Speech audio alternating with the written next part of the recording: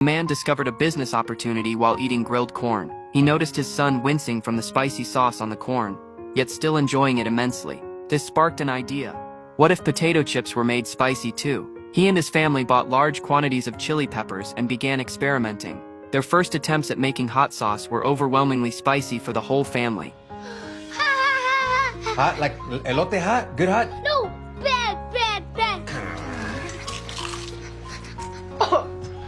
Oh my God. While they were working tirelessly to create handcrafted hot sauce, many factories had begun using technology, test tubes and syringes to mix chili extracts.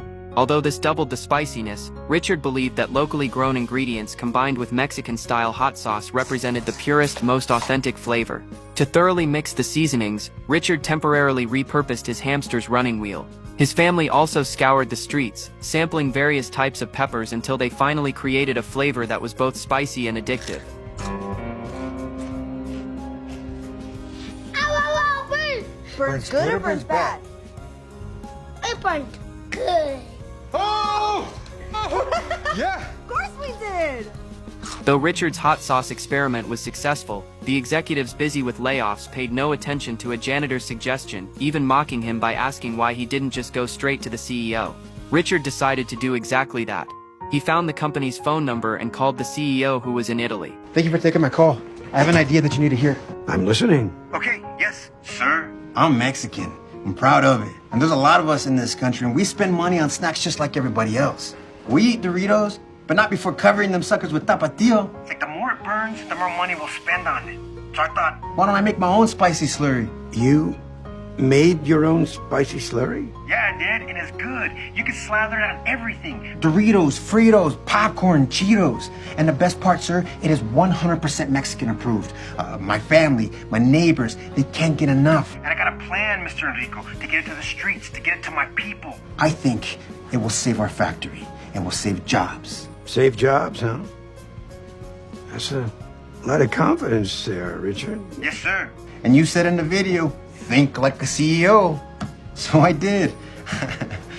You saw my video? Yes, sir. And you're a janitor. Maintenance crew, sir. Look, if it's okay, I'd like to send you some samples, sir. Richard, that's more than okay with me. Richard successfully convinced the CEO and obtained an address to mail samples. Richard and his wife enthusiastically sent a large package of samples to Roger. When the CEO put the first flamin' hot Cheeto in his mouth, he couldn't stop eating them. He called Richard back immediately, not even taking time to wipe his hands, saying he was coming to America to inspect the factory.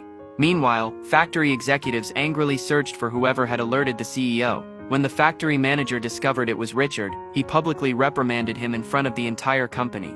If Roger didn't approve Richard's suggestion and noticed the factory's continued losses, he might withdraw his investment, meaning factory closure and unemployment for everyone. Richard began to doubt himself.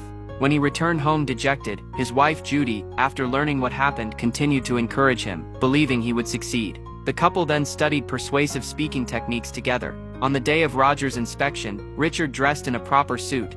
I'm so proud of you, Mo.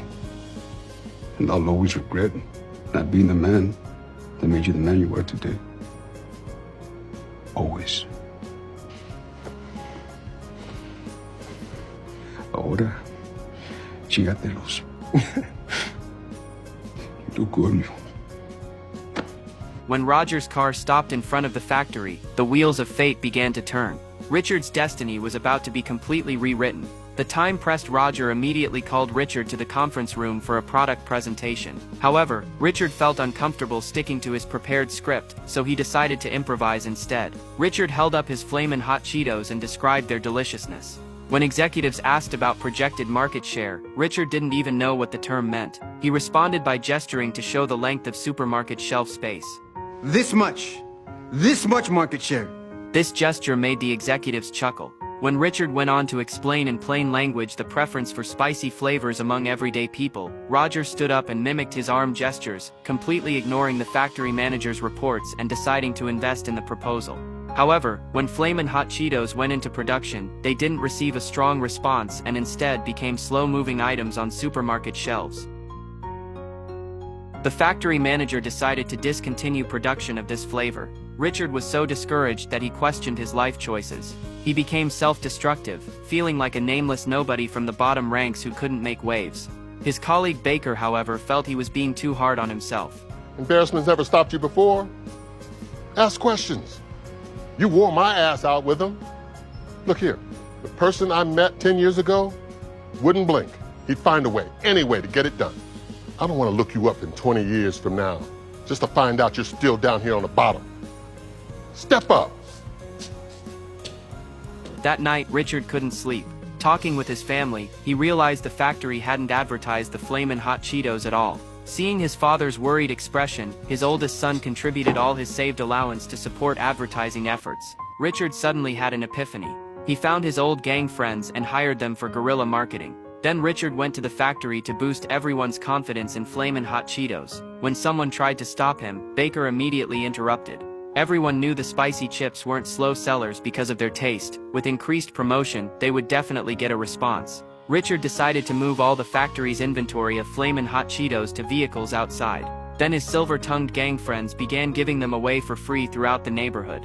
Richard's family went directly to supermarkets and bought all the Flamin' Hot Cheetos from the shelves. When other customers looked over curiously, Richard seized the opportunity to recommend this delicious snack. Customers were immediately attracted to buy them. Soon people throughout the city were frantically purchasing Flamin' Hot Cheetos. When the quarterly sales report reached Roger, he became curious about how much money the factory manager had invested. He learned that the manager, due to his prejudice against janitors, hadn't spent a penny. Roger began to take the Flamin' Hot Cheetos market seriously. He placed a 5 million unit order directly with the factory. That night, the nearly bankrupt factory came fully alive. All production lines started simultaneously. Workers who had been laid off were called back overnight for overtime. The machines nearly overheated but finally fulfilled the order.